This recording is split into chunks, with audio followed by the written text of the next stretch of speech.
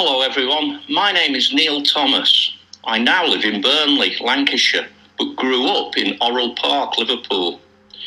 My dad was a fireman in Liverpool Fire Brigade.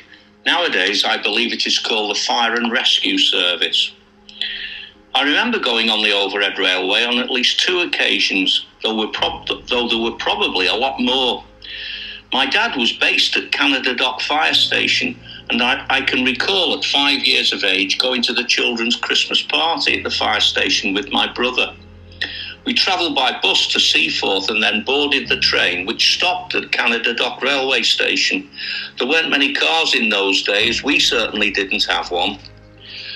The second time I remember is the more vivid memory. The overhead railway ran the length of Liverpool docks, and it was raised high above the ground so you could see all the docks and the ships and the work going on, loading and unloading them. Dad told me about the fire on this great ocean-going liner called the Empress of Canada. He was on board fighting the fire along with lots of other brave men when the ship started to roll over onto its side. Everyone got off, fortunately. He took me to see it, and from the train you could see it was lying on its side, black with the fire. There were divers going down into the water below the ship to see the damage. With their big helmets on, they looked like creatures from a science fiction film like Doctor Who. It was very exciting and a bit scary. I was 6 years old at the time, and it happened 66 years ago, so you can work out how old I am now. Hello, I'm Josephine Doyle, 87 years old. We lived at Scotland Road in Ashton Cottages, Liverpool. We used to get the overhead railway every Sunday. It was a day out, a ride to Bootle, passing the docks, ships on the way. We all loved it. At the back of the seats we could move around so you could face the front on the return journey.